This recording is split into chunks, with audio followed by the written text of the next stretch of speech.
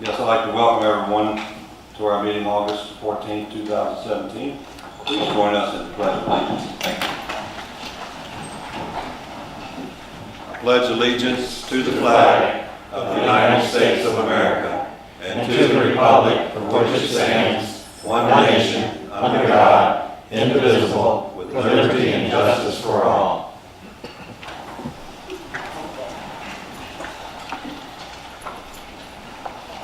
Please join us in a moment of silence.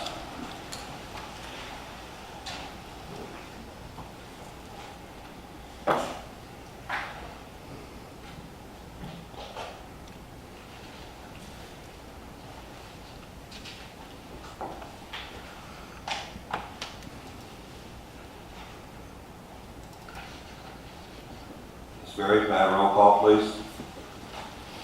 Councilman Connolly. Here, thank you. Councilman Gillespie. Here. Councilman Meza. Here. Councilman Morrison. Here, thank you. Councilman Seelow. Here. Vice Mayor Sewell. Here. And Mayor Thurman. Here, thank you. All right, approval of regular minutes, July 24th, and special minutes of August 7th, 2017. Mr. Mayor, I move the approval of the regular council meeting minutes of July 24th, 2017, and the special meeting minutes of August 7th, 2017. Second. We have a motion, second, in discussion. Ms. Berry, roll call, please. Councilman Connolly. Yes. Councilman Gillespie. Yes. Councilman Meza. Yes. Councilman Morrison. Yes. Councilman Seelow. Yes. And Vice Mayor Sewell. Yes.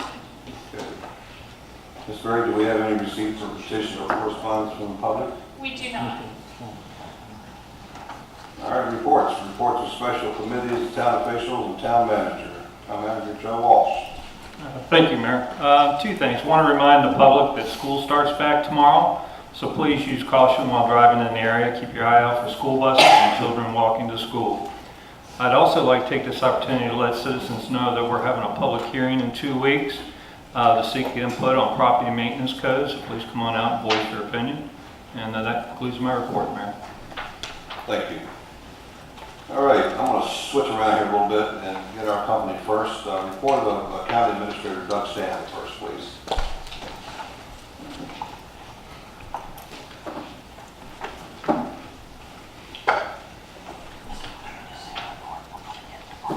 Mr. Mayor, members of council and staff, good evening. As my copy of my hard copy report comes down on the dais, a couple of things I wanted to note. First of all, I wanted to give out a big thank you to the Energy Services Department.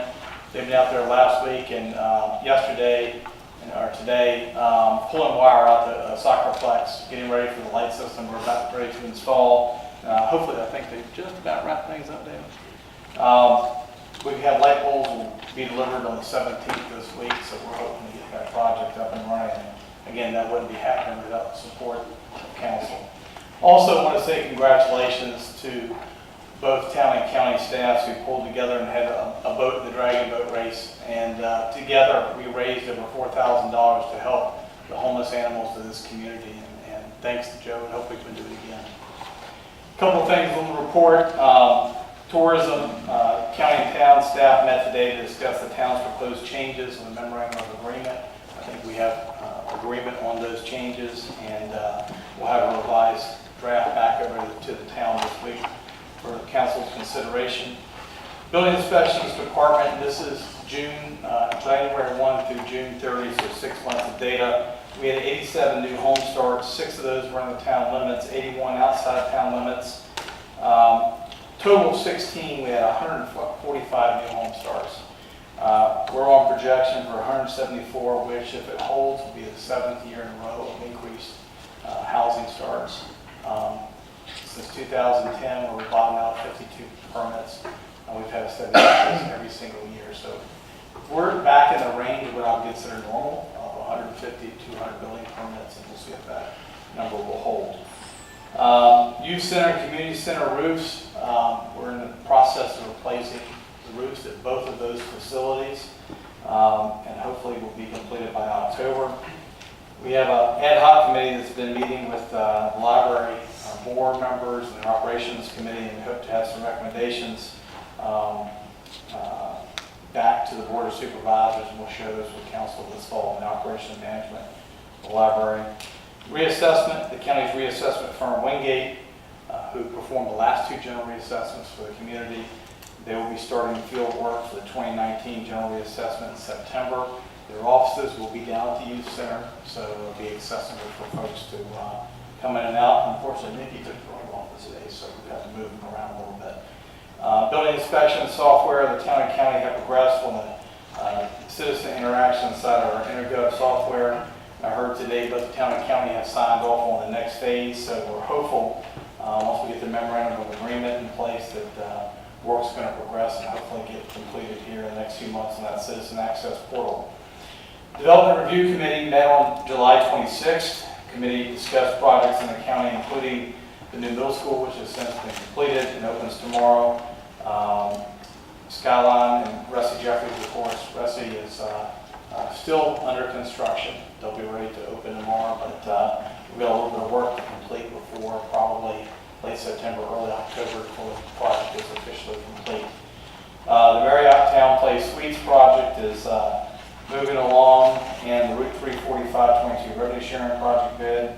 Committee also discussed town projects, including Cafe Amore on Main Street, Happy Tea Coffee and Tea, their proposed second location there beside the movie theater, the Tri-Tie Restaurant, Brew Pub on Main Street, B&G Goods Building Restaurant, which is still to be announced, Kipper Building Contract, the N application, West Main Street Lighting, and the IT Federal Project Update.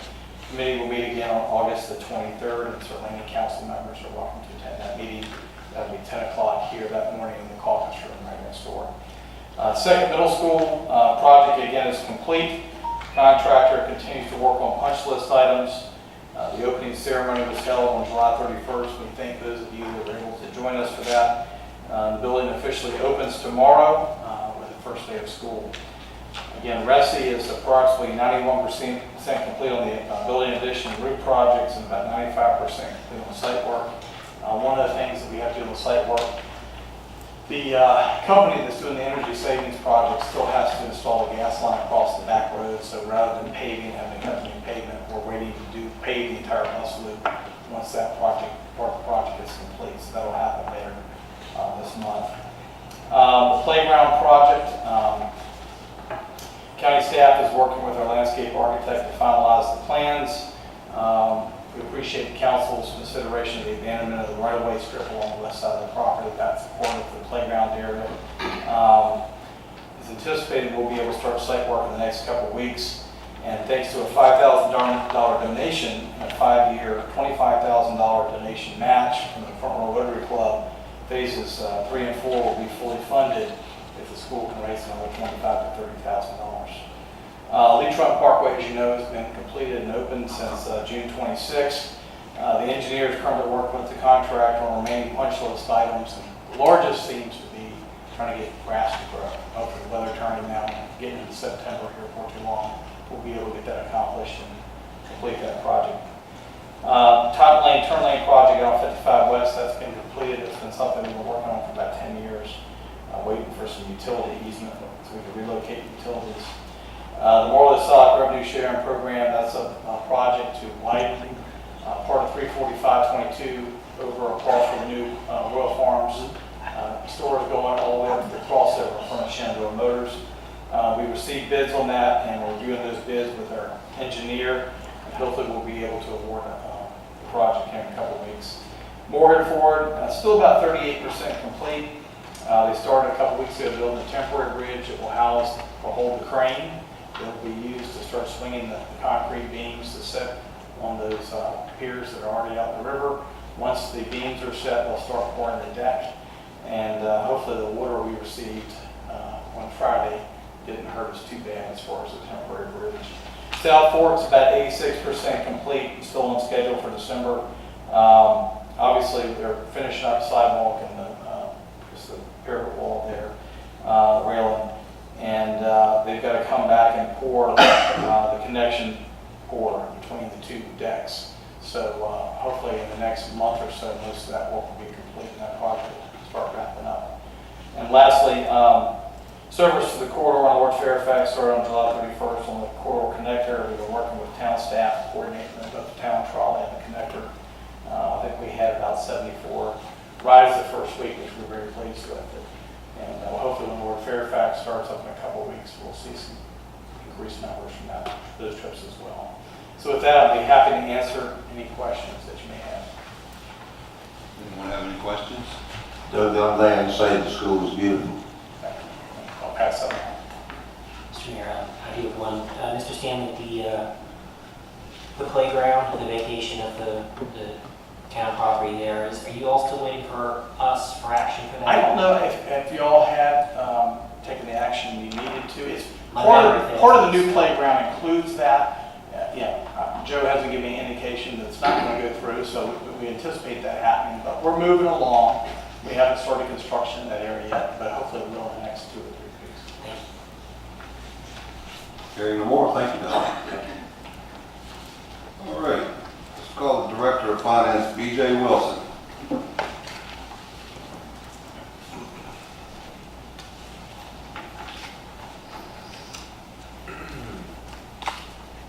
Good evening, Mayor, Vice Mayor, and members of council. I wanted to give the council and public a brief update on some projects involving the Department of Finance and some town financials. The Department of Finance is currently working with our auditors, Mitchell & Company, to finalize the financial figures for fiscal year 2017 and compile information for the fiscal year 2017 comprehensive annual financial report. Mitchell & Company should wrap up their field work in September and submit a draft on their report at the end of October, which will be forwarded to council.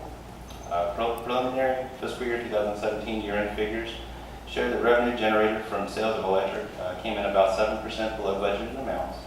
The electric rate increase that was implemented July 1st is helping generate additional revenue in fiscal year 2018 for the sales of electric. Preliminary 2017 year-end figures show that revenue generated from sales of out-of-town water and sewer came in below budgeted amounts as well.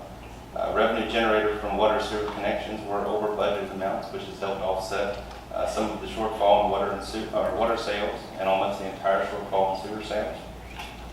The number of new water sewer connections has continued to increase over the last 4 years. Fiscal year 2014, we had 9 new water sewer connections.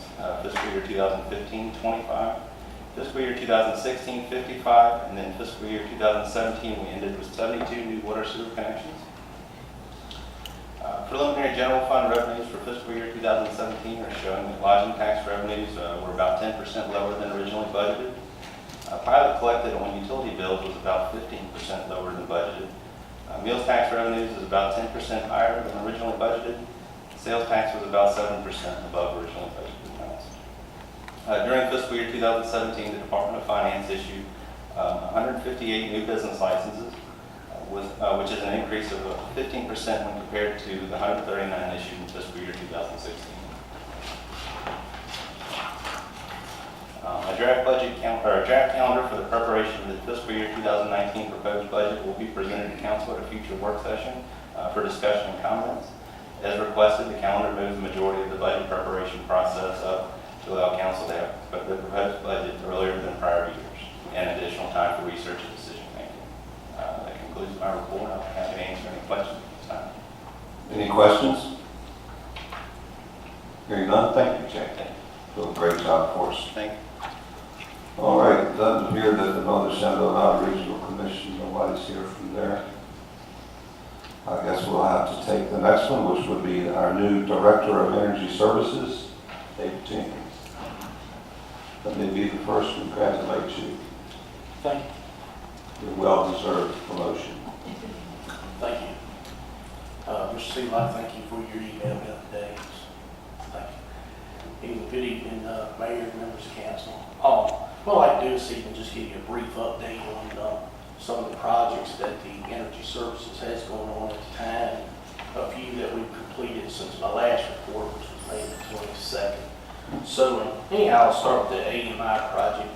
Currently, we have an agreement that's between the town and AMP, and we're working with other departments, legal, finance, IT, and the Energy Services. We're reviewing that agreement, and so we'll mark that all up, and once we finish reviewing that, we'll send it back to AMP. They'll make some changes, mark it up, get it back to us. So we'll get it out here for long, but then on that project. And next is the Manassas Avenue Substation Transformer, which y'all approved on July 10th. And we have that agreement in the legal department reviewing that between the Virginia Transformer and the town, and Southeastern will review that as well. And so then once that's signed, we'll get it in there and we'll get that dated. I'll let you know when that's to come in. So. And then on the South Fork Bridge project, I have a meeting later on in the week here. We have about 4 or 5 more services out there to energize. We haven't energized, we just have 7 meters on the west side of the lights, and then as well as the traffic signals too. So then there's a message board on Strasburg Road. So once we get them set, we'll be just about wrapped up on that project. And as Mr. Stanley mentioned earlier on the Skyline Soccer Complex, we've been out there working on that for the last few days, and so we don't have that wrapped up here for long. We'll just be waiting on their contractors to install the lights, and after that, be a matter of energizing and metering. So we'll get that taken care of as well. And then I've been working with the EDA and the Warren County School System on the flash right there at the intersection of Bowden Street and Beach Parkway. We have all that equipment on order. It should be here within the next week or 2. We'll get that installed. We've been working with the Public Works Department. They put the foundations in for the flashers.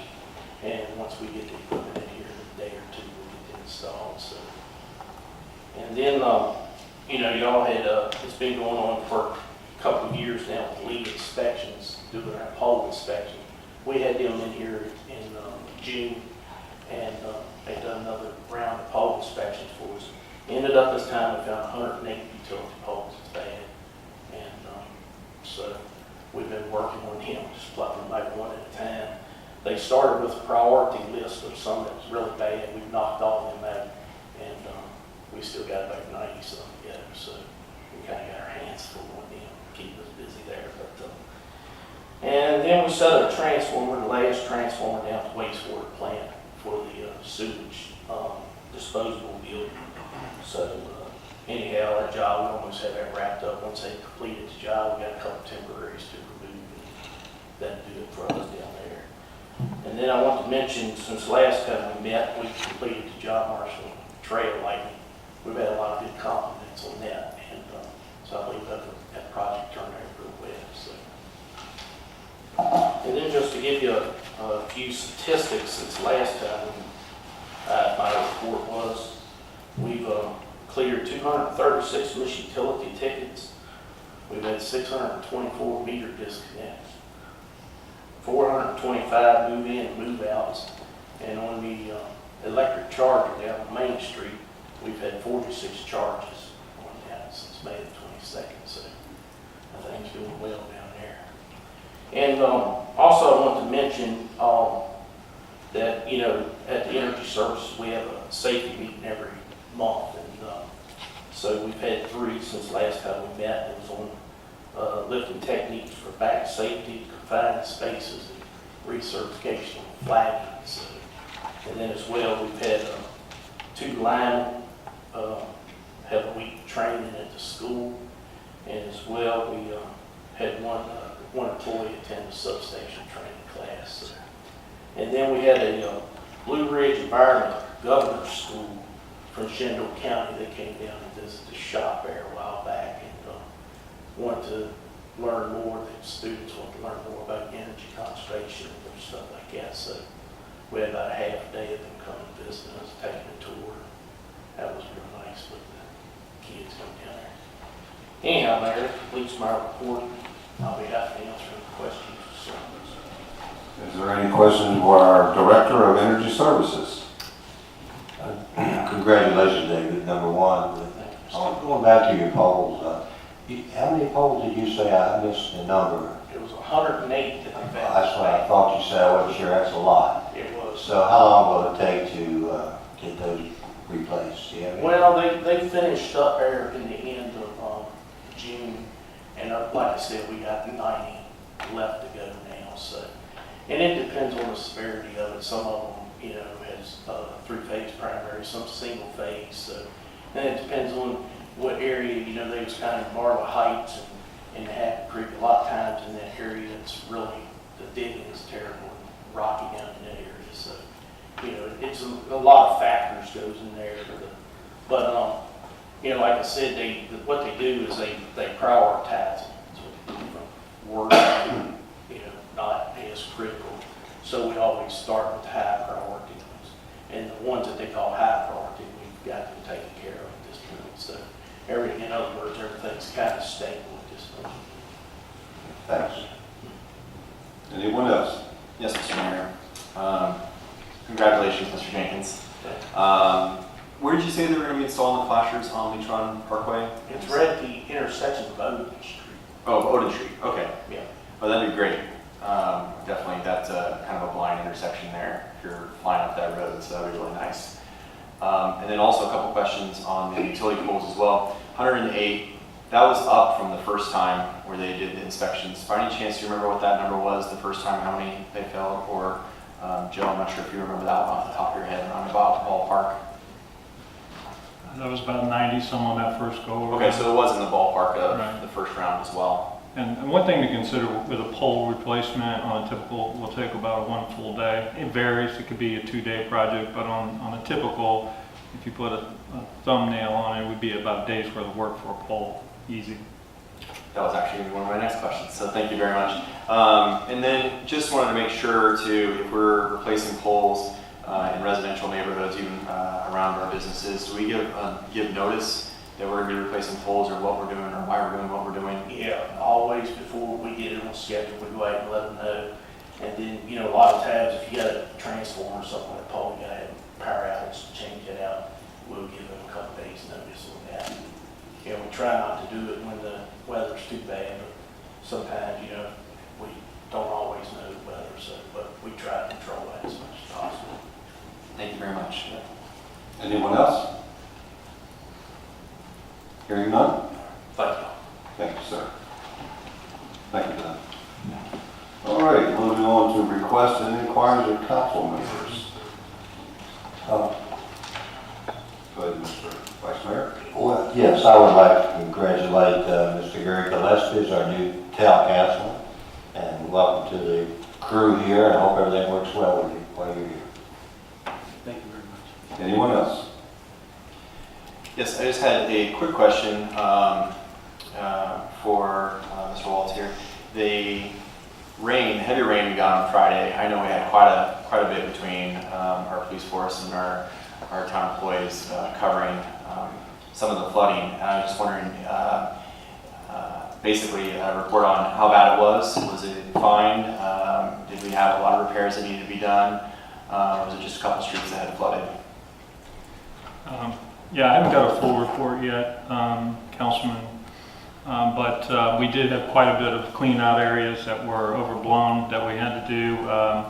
I could get Jimmy up here, but I could get a full report to you probably by the end of the week on what we had. I know that we ended up having to do some bypassing at our plant due to our I&I issues.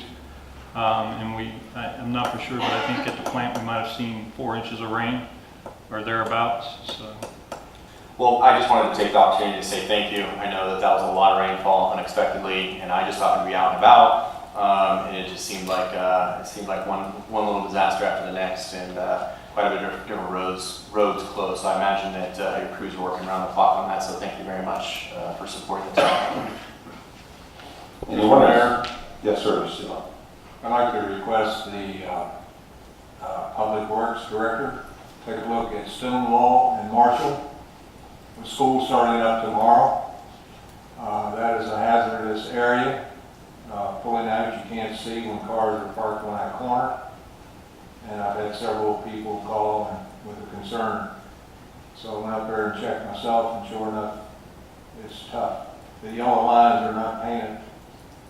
They're about halfway there. Okay. So if you take a look at it, I'd appreciate it.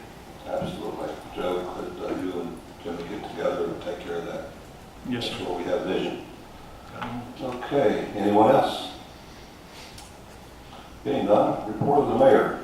Well, I have 2 good reports to make. One is welcoming Gary Gillespie to our colleagues up here on the dais, and also to let the public know that Mr. Lockhart and the town of Cornwall have made an agreement for the Chrysler Road Bridge replacement, and I'll be asking council to delete number 8. With that said, moving on to D, proposals for deletions of items to the agenda.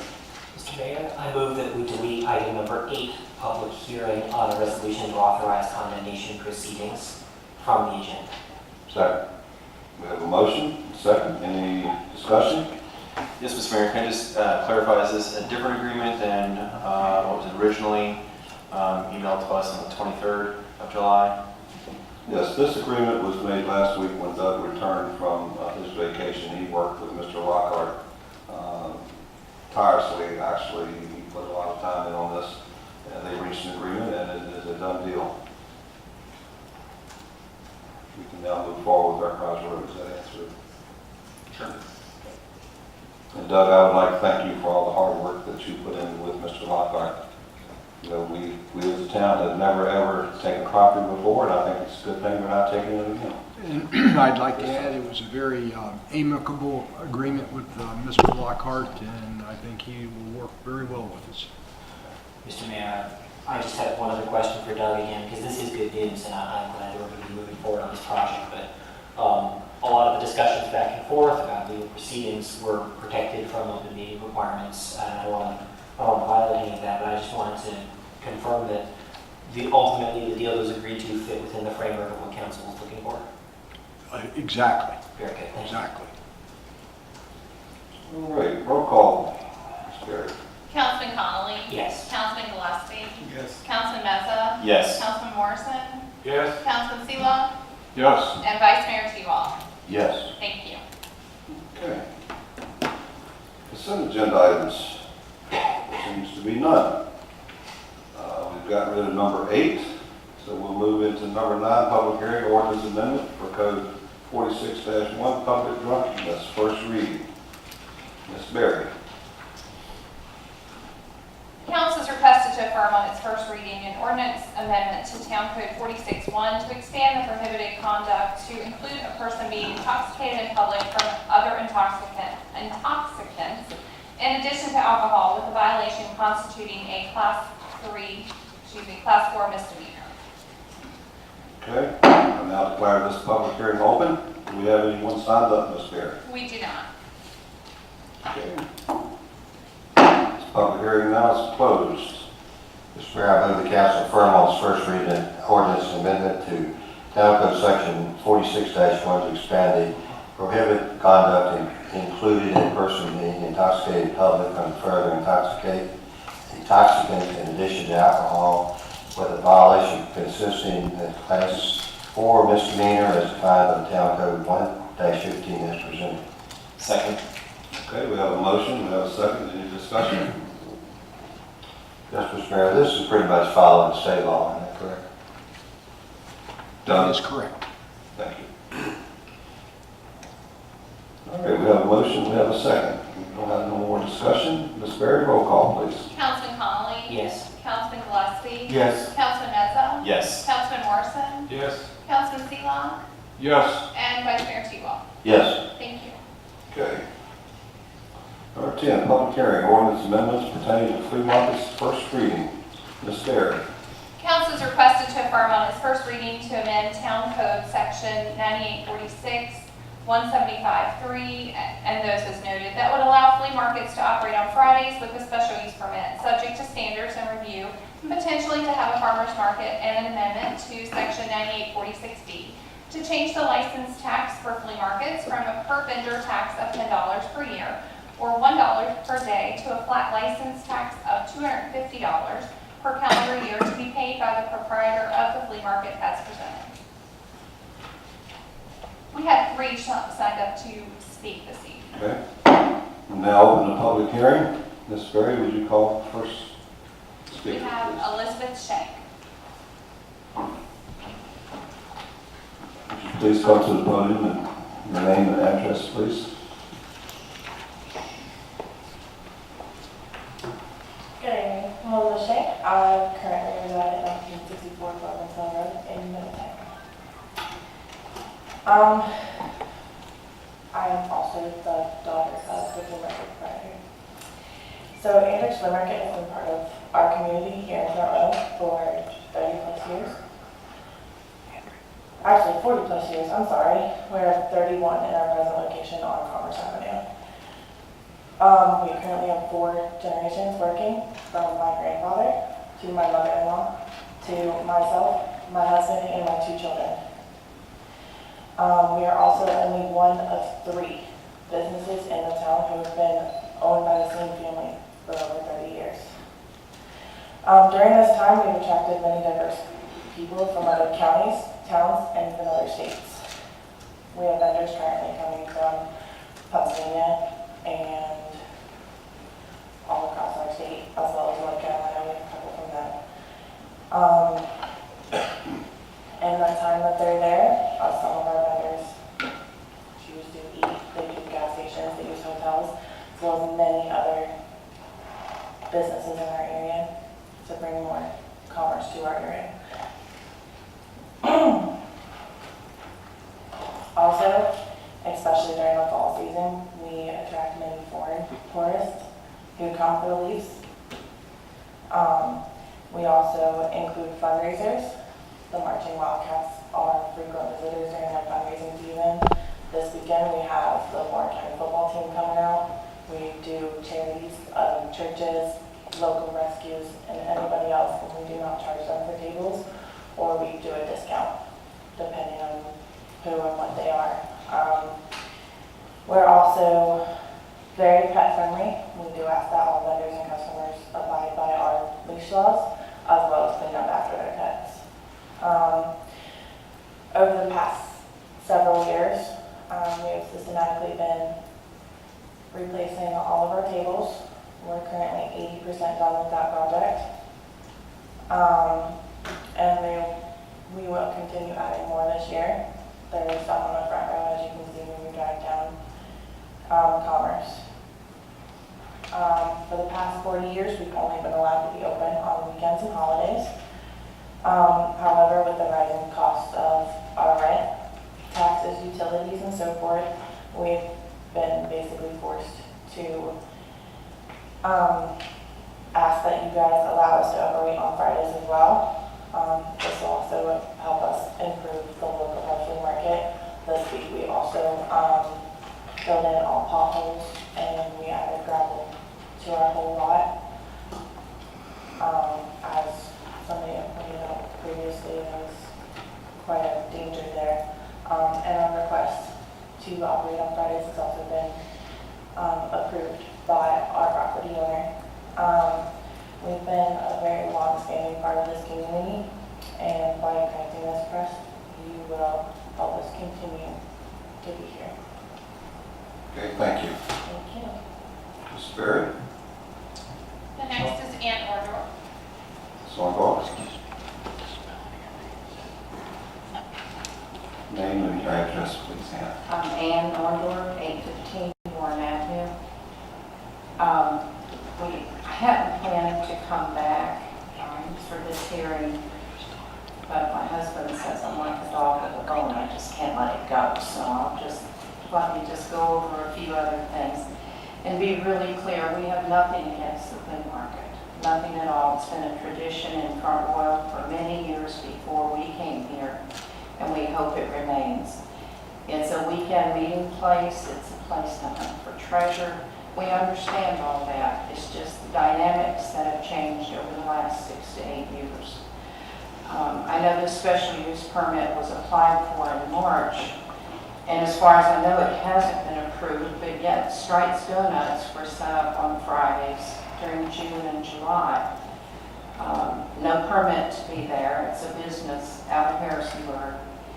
And how is that fair to the man on Main Street who sells donuts and pays a meals tax and a sales tax? So I spoke before about the concern about business being operated out of the flea market. Also, an article in the Northern Virginia Daily in July touched on the fact that for the past 6 years, the revenue that's not been paid to the town over disagreements with cost per table or whatever that is, I'm not sure exactly, what all that's about, but it's been going on for 6 years. When I picked up a packet that contained the town code regulations for the flea market, it does tell me some things that I didn't realize before. As far as vendors that sell new goods at the flea market, they do purchase a peddler's license. I didn't understand that. And they have to display that permit. So I understand that part of it now. Under farm products, vegetables can be sold if they're grown or produced by the vendor. They can't be purchased to sell. And I think that does occur there now. Adequate water and sanitary facilities shall be provided. The table's facility structures shall be maintained in a well-kept and attractive manner. But number 13, under the standards, the sale of live animals is prohibited. But in the past, you can buy ducks, geese, pigs, puppies, and the latest is hedgehogs, all at 95-degree temperatures. So it's not the concept of the flea market that we have issues with. It's just following the rules and the code that the town sets forth. But I'm just curious how a business that, if you're not paying the revenue that you owe the town, they were in there on Fridays without a permit, and the violations of the different codes, how do you reward them with an extra day? In all fairness to other businesses, I don't think it's the right thing to do at this time. And then concerning the farmers market, Ann Rose and her staff have done a terrific job about making the entire town beautiful, especially the downtown area. And we'd like to see the farmers market stay downtown. There's many talented craftsmen and wood people, farmers, a lot of people that could really contribute to the farmers market. And we'd like to see it stay downtown. That's all. Thank you. Thank you. Oh, and also, Mr. Walls did come by and speak with me, and I appreciate you taking time to do that. Thank you. Thank you. Ms. Berry? The third is Jason Ewing.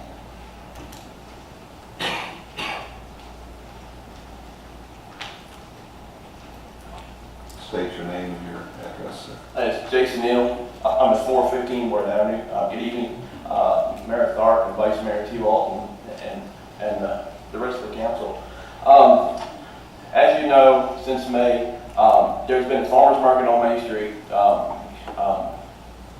that I help run sometimes with the other ladies and stuff. In May, we kind of took over that farmers market because the previous people had either retired or they got tired of doing it or whatever. The last meeting, Ms. Orndorff gave you a definition of a farmer's market. A farmer's market is a market of group of stalls and booths where farmers and sometimes other vendors sell their products directly to consumers. A flea market is a market often vendors, a number of folks' stalls selling old or used articles or antique or etc. On the weekends, you could go to the flea market, and again, I go to the flea market to find, used tools or whatever. So I have nothing against the flea market either. But when you're selling new items at the flea market, it's not a flea market. It's unfortunately selling used goods, secondhand stuff, not Tide detergent, not soap, not animals for sure, and as well as produce. I know for the last 8 or 9 years,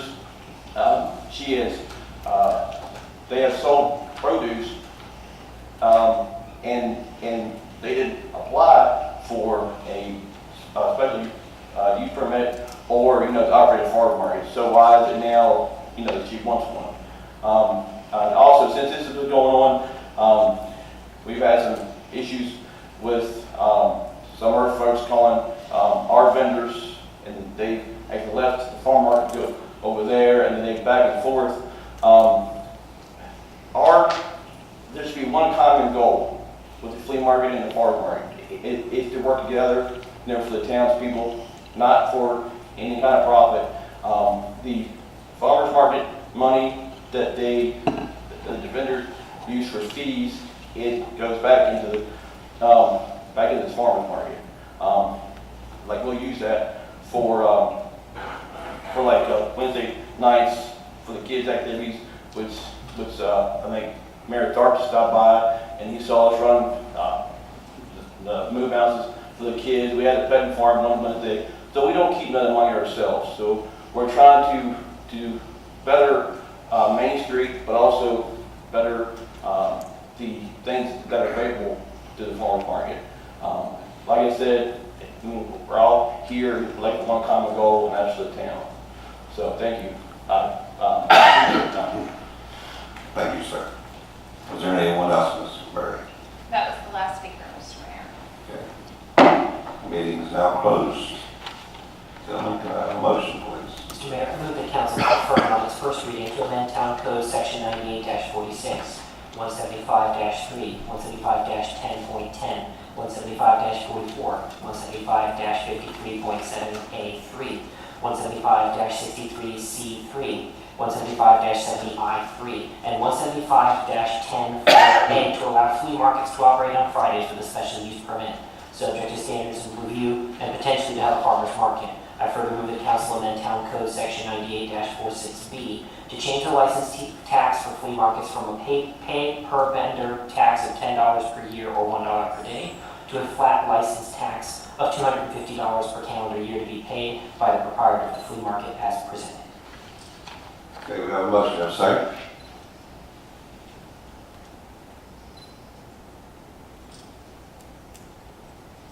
We have a motion, do we have a second? Motion dies. Moving to council approval for number 11, bid for Digger, Dietrich, and Energy Services Department. Joe, would you bid with Ms. Hendricks on that, please?